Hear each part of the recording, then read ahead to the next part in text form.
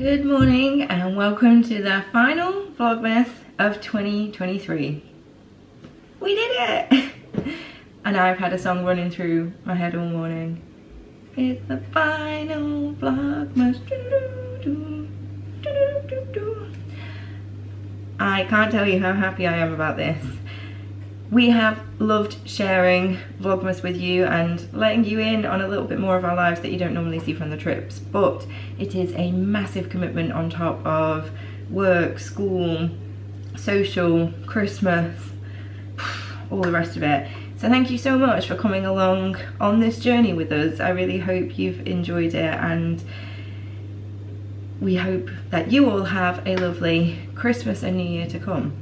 So, for final Vlogmas, it is our Christmas dinner day today, and we've got a blended family, so everyone is kind of here, there and everywhere, with lots of places to go, lots of people to see.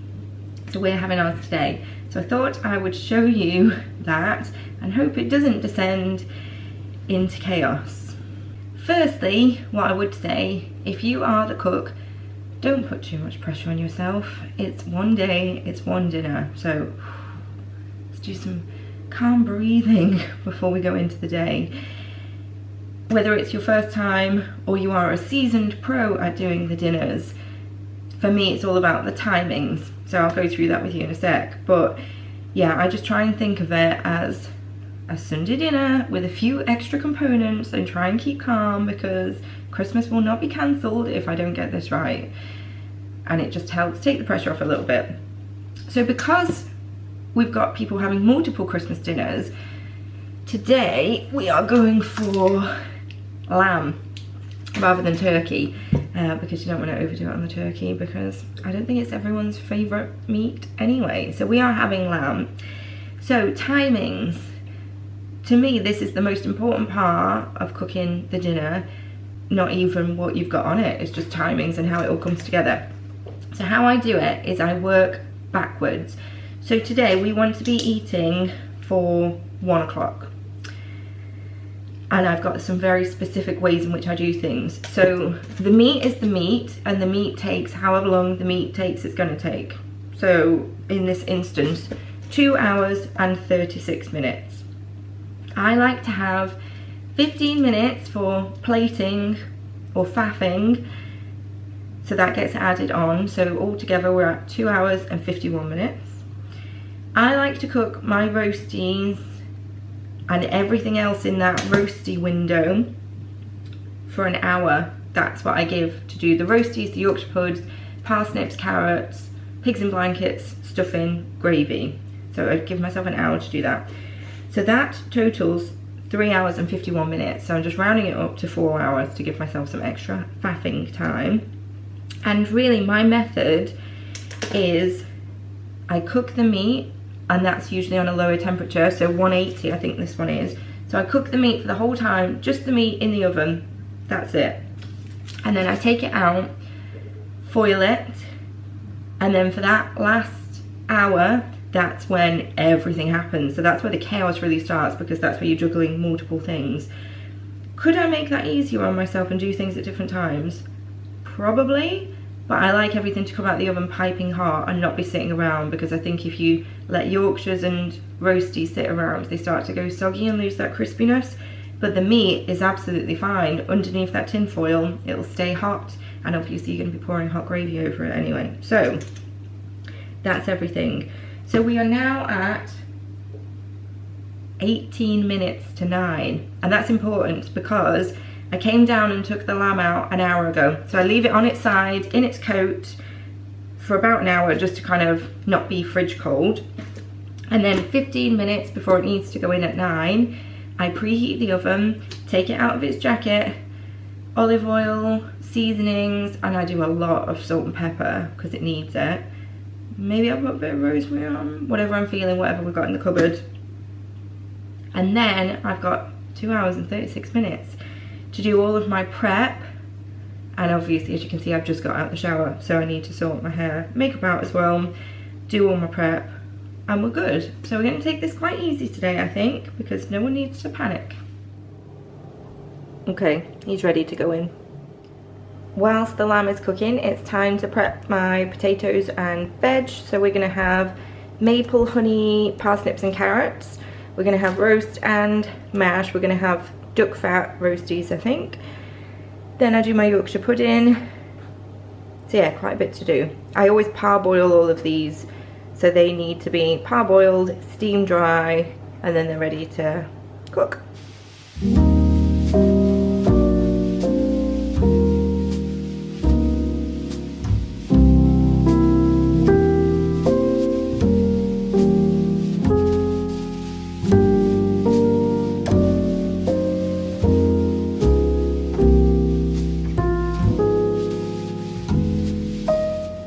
Okay, that's the worst job done. All of the peeling done. So next I get my pan. I'm bringing out the big guns this time because we're cooking for 5. I will start with chopping the roasties, get them parboiling while I chop everything else. And then what I'm going to try and do, because I know this takes a lot to bring it up to the boil, normally I just like drain it. I'm going to try and sieve out the roasties so I can retain the water to parboil the parsnips and carrots, and then I'll worry about the mash later. For the roasties, I obviously take the bigger ones first, and instead of just cutting them in half, I like the Nigella tip of trying to create as many sides and edges as possible so they go as crispy as possible. So I'll do this one into, this one's not giant, so I might do this one into half, but I always do it on an angle, maybe thirds, let's see.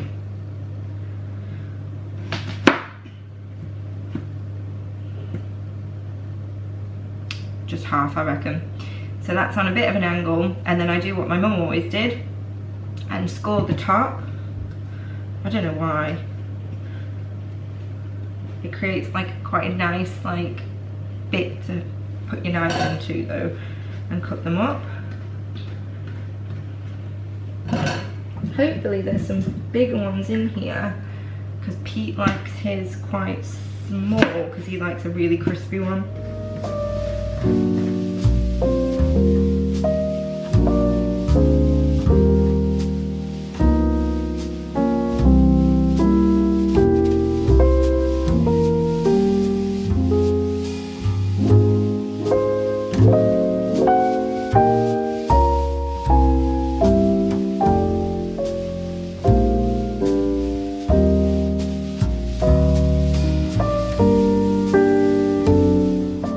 Roasties onto parboil. I will do these for 7 minutes. I only add the salt in when they come up to boil. Next we're gonna chop the parsnips. I don't like this one because they're so hard, but I use the pointy end and do them into like pointy chips, and then I'll do the carrots the same size so that they parboil and cook at the same time.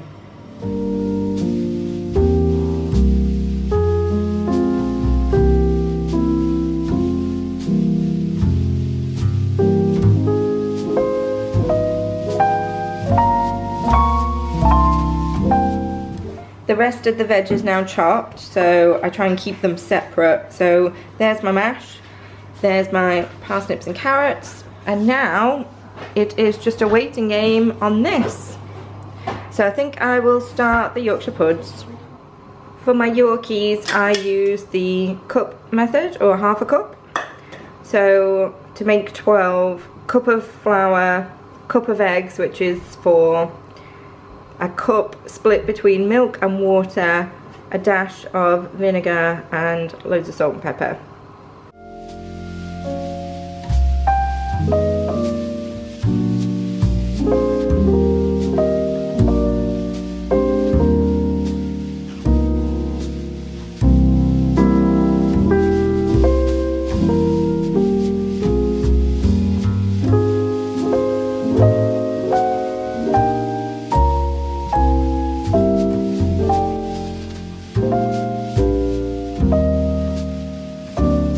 You know it's done when all of the flour has been combined and there are bubbles starting to appear. And now this can just sit there quite happily. Right, the potatoes are parboiled, so I'm just going to drain them, like I say, so I can keep the water.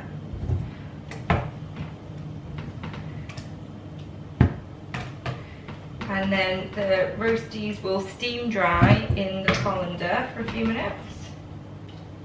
I've made enough roasties so I can have leftovers tomorrow. Right, that worked quite well actually. There's quite a bit of water left, so parsnips and carrots going in.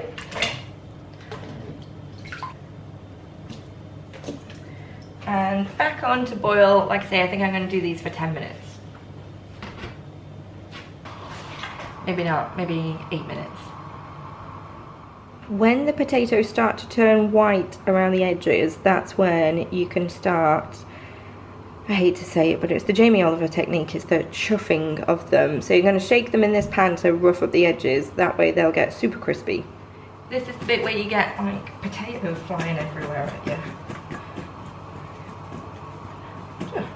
Right, and I'll leave these on the side now to just carry on doing their thing while we wait for the parsnips and carrots to parboil. Probably need another drainer actually. Yes, okay, let's do that. It's getting very noisy and hot in here now. So what I'm just going to do is just put the mashed potatoes, or the potatoes for the mash, in this pan. I'm not going to start this yet, but it's just gets it out of the way. And then I think that's pretty much all the prep done. Oh no, we still need to do the chicken. So Sophie and Oscar are going to have chicken. So we need to prep that. And then we're also having pigs in blankets and stuffing balls. So the next thing I need to do is work out where everything is going to go in the oven or on the hob, and that's going to be the tough part because we've got a fan oven and that's the one I prefer to use, but the one on the right hand side is it convectional where it's just top and bottom and it burns things, so we have to watch that one. But yeah, it's going, and it is now 11:10. Still got 26 minutes left on the lamb, so I've got time to have a cup of tea now.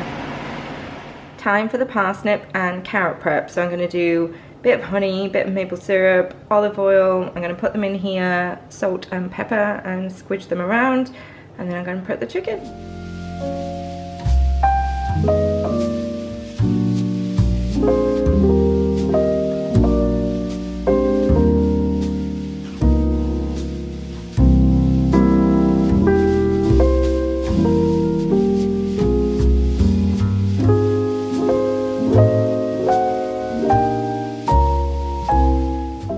Chicken, I'm just going to do it with olive oil, salt, pepper and dried garlic granules on the top.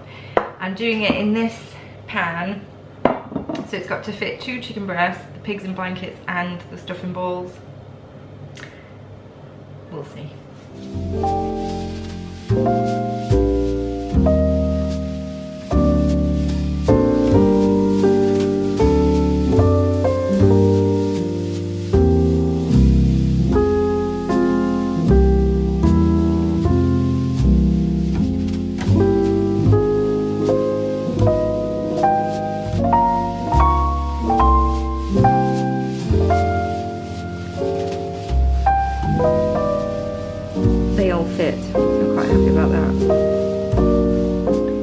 So this is the stressful time now because the lamb is just about to come out. I need to get my chopping board ready, the foil ready, turn the oven up to 210, start heating the duck fat, then the potatoes can go in, 15 minutes, then I start heating the fat for the Yorkshire pudding. At the same time as doing the mash, I need to preheat the other oven.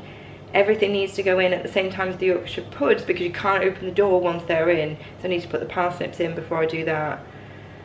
So yeah, it will all happen all at once, but I think we're under control, we're calm. Got a cup of tea somewhere there. What a thing of beauty. So I'll put that on here. And then what I will do is then put the duck fat in here and start that heating.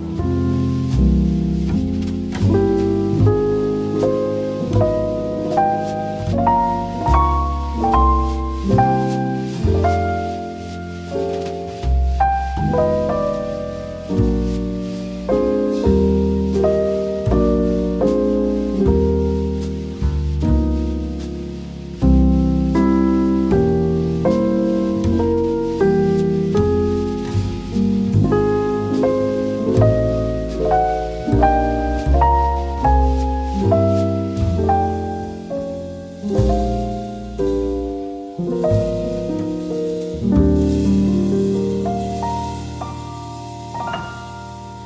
roast potatoes are in, so I'm going to do them for 15 minutes before I start heating the fat for the Yorkshire puds. I have used goose fat for the Yorkshire puds because we had a lot of it. I'm going to start preheating the other oven because when the Yorkshire puds go in, that's when I want to put the mash on, puds in, and the chicken and the stuffing balls, oh, and the parsnips as well. And then we've kind of then got half an hour, at which point we have to carve the lamb, set the table. Am I missing anything? Gravy? Gravy. Let's get that out, shall we? Yeah, so don't judge me, but my nana and my mum always make gravy using the fat from the meat, but because we use that for our roast potatoes, as well as duck fat, there isn't any. So we use Bisto. Bisto. But the good Bisto. The good Bisto. It's fine. It's fine. You know, you have to cut a corner somewhere for your insanity. Yeah. I know Pete's having a job of it today, aren't you? So, I am actually busy in the other room. I'm putting all these vlogs together, which I'm on a tight time scale at the moment.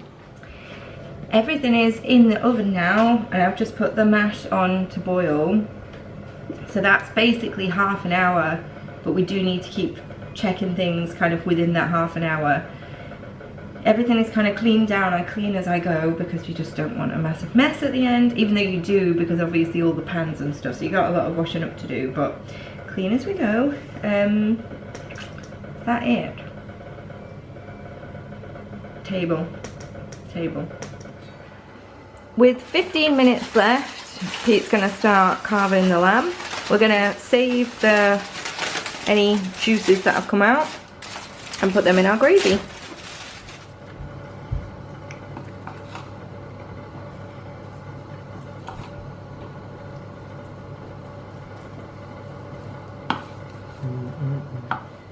While Pete's doing some work. Somewhat like I've been doing nothing. Bucks Fizz, orange juice and Prosecco. Everything is now cooked. That timer's going to go off in. So this is now what I like to call the faffing time. So the potatoes are done. Going to drain them so that we can mash them. Kettle's boiled, ready for the gravy. Lamb is carved. And yeah, everything is cooked. So just need to keep an eye on it that it doesn't go too far while we're faffing. Oh, Pete's giving me some. Free lamb. So good.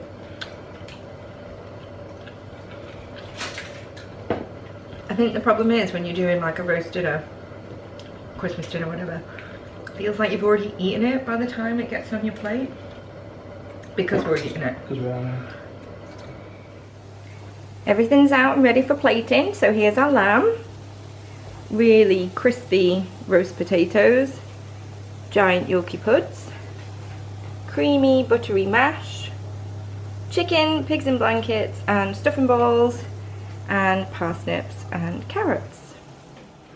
So Merry Christmas from all of us to you. Thank you so much for watching Vlogmas. We hope you've enjoyed it. We'll see you in the next year. But yeah, Merry Christmas, Happy New Year everyone! Woo!